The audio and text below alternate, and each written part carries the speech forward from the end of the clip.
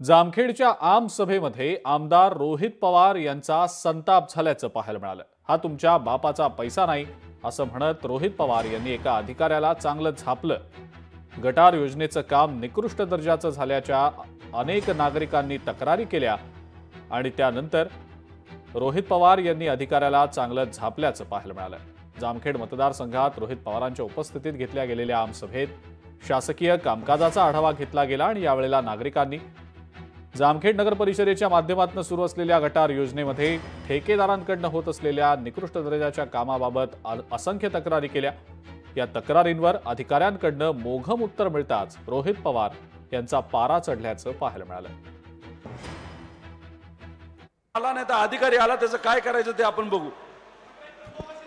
बोगसच आहे तो, मॅनेज करून आलाय, त्याने कॉन्ट्रॅक्ट मॅनेज केलेला आहे, त्याला कुठलाही अनुभव नाही आणि या बाबतीतली आम्ही वरच्या लेवलला एन्क्वायरी लावलेली आहे। आता तुम्ही कधीचा फोटो घालते ते चेंबर एकदा आपण जाऊन दोघं पाहू, सकाळी या आपण दोघं जाऊन पाहू तुमचं जे अडचण आहे। हे आतापर्यंत काय गोट्या खेळत होता का? अरे हे फोटो काय बावड लोक आहेत का? नाही नाही सर, ही काय वेडी लोक आहेत का? खिशात काढ, हात काढ आधी, लय शहाणा काम करतोय तू इथं, मिजाज खोर तू बनू नको, तुला सांगतोय। या लोकांनी दाखवलेलं काम हे आमच्याकडे आलेले, हे खराब क्वालिटीचं झाले। हा तुमच्या बापाचा पैसा नाही, हा लोकांचा पैसा आहे। तू कुठलाही असशील इथं यांना राहायचे, त्यामुळे हे खराब कामं आहेत म्हणजे आहेत, ह्या लोकांनी दाखवलेली आहेत। उद्या बघतो करतो, तुमचे पराक्रम आम्हाला माहिती आहे, तुझ्या अधिकाऱ्याचे पण माहिती आहेत। त्यामुळे अशा खराब क्वालिटीचं काम कुठलाही कन्सल्टंट तू लावला असला तरी ते चांगल्याच क्वालिटीचं काम झालं पाहिजे, हे बघण्याची जबाबदारी तुमची आहे। जास्त अहंकार ॲटिट्यूड दाखवू नको, उद्या ही माणसं पिसाळली ना तुला फिरता येणार नाही इकडं। हे असले काम चुकार असतील ना डायरेक्ट शेण थापा यांच्याशी।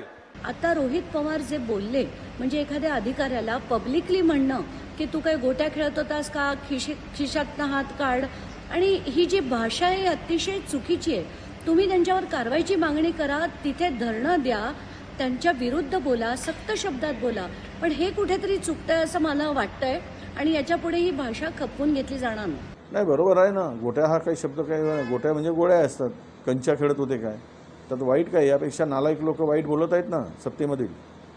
तर एखादा अधिकारी जर उडवाउडवीची उत्तरं देत असेल आणि लोकप्रतिनिधी पुढे, तर त्याला जाब आजचे म्हणजे कोणाच्या बाबाला आम्ही घाबरणारच नाही अशा प्रकारची मानसिकता प्रशासनाची झाली असेल आणि मस्तीमध्ये असेल प्रशासन, तर त्यांना धडा शिकवलाच पाहिजे। हे फार मस्तीत आले आहेत। कोणताही माणूस पैशाशिवाय काम करत नाही, कुठलाही अधिकारी कर्मचारी बिना पैशानं फाईलला हात लावत नाही, टेबल सरकत नाही। इतका प्रचंड भ्रष्टाचार राज्यामध्ये कधीच झालेला नाही ना कधीच होता नाही। ही परिस्थिती सर्वसामान्य माणसाला आता भोगावं लागत आहे। त्यामुळे हे माजलेलं प्रशासनाला दुरुस्त करायसाठी जर शब्दाचा वापर केला तर गैर आहे असं मी मानत नाही। एक गोष्ट अशी आहे की बोलताना प्रत्येकाने एक पथ्य पाळलं पाहिजे, ते पथ्य ते सुद्धा पाळतील पुढच्या काळामध्ये अशी मी अपेक्षा करतो। संविधानाने आणि घटनेने प्रत्येकाला अधिकार दिलेला आहे, कुणी कसं वागावं, कसं बोलावं, कसं काम करून घ्यावं, हा ज्याचा त्याचा प्रश्न असतो आणि त्या पद्धतीने प्रत्येकजण काम करत असतो।